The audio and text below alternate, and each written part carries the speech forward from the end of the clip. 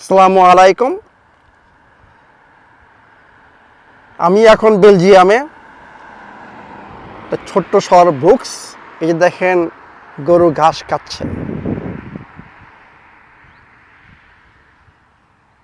দেখছেন বেলজিয়ামের গরু ঘাস, ন্যাচারাল ঘাস।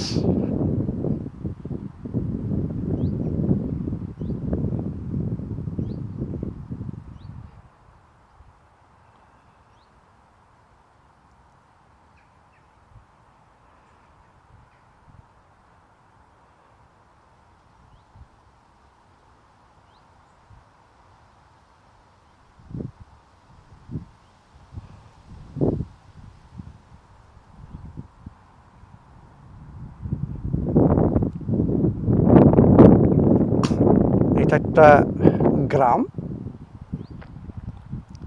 ভারী ঘরগুলো দেখেন এবং কত পরিষ্কার, ফ্যান্টাস্টিক। হ্যাঁ,